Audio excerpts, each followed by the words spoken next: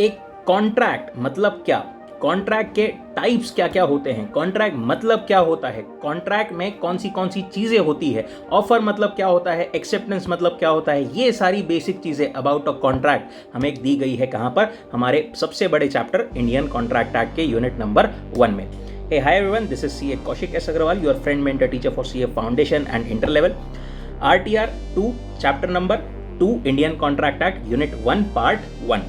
Indian contract act के unit 1 में हमारे पास में क्या चीज़ें दी है, सबसे पहले इंट्रोडक्शन दिया है जहां पर हमें बताया गया था कि एंशिएंट टाइम में कोई एक स्टैंडर्ड हमारे पास में लॉ नहीं था जो कि कॉन्ट्रैक्ट्स को गवर्न किए, इसलिए इंडियन कॉन्ट्रैक्ट एक्ट इसका जो है इंट्रोडक्शन किया गया। नाउ कॉन्ट्रैक्ट मतलब क्या, कॉन्ट्रैक्ट मतलब an agreement enforceable by law, ठीक है। उसके बाद में अग्रीमेंट मतलब क्या, अग्रीमेंट मतलब प्रॉमिस और set of promises forming consideration for each other. Then इसमें फर्दर प्रॉमिस मतलब क्या, प्रॉमिस मतलब ऑफर प्लस एक्सेप्टेंस और proposal when accepted becomes what, a promise. इसके बाद में एक और चीज हमारे पास में क्या दी हुई थी कि सिर्फ और सिर्फ legal obligations can become a contract, social obligations can not be a contract. इसी बेसिस पर हमारे पास में एक स्टेटमेंट जो है वो निकल करके आता है, कौन सा, all agreements are not contracts but all contracts are agreements. Then essentials of valid contract, जो हमारे पास में एक लिस्ट थी सेक्शन 10 में दी हुई, एक लिस्ट है जो कि सेक्शन 10 में दी नहीं है बट हमें एनालिसिस से दूसरे सेक्शन से पता चलती है। पहले देखते हैं वो चीजें जो कि सेक्शन 10 में दी हुई नहीं है। 5 पॉइंट्स है उसमें। सबसे पहला, 2 पार्टीज होना जरूरी है। दूसरी चीज, पार्टीज का intention must be to create legal obligation. तीसरा point, other formalities to be complied with in certain cases, अगर कोई और लॉ कोई और फॉर्मेलिटी बोलता है like the contract should be in writing और इट शुड बी रजिस्टर्ड, तो वो वैसा होना चाहिए।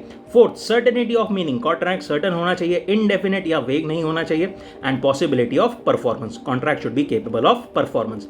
देन सेक्शन 10 में जो लिस्ट दी है हमारे पास, उसमें कौन से पॉइंट्स है, सबसे पहला ऑफर एंड एक्सेप्टेंस होना जरूरी है, that is to say an agreement होना जरूरी है। दूसरी चीज, फ्री कंसेंट, कंसेंट मतलब consensus ad idem, that is when 2 persons agree upon the same thing in the same sense।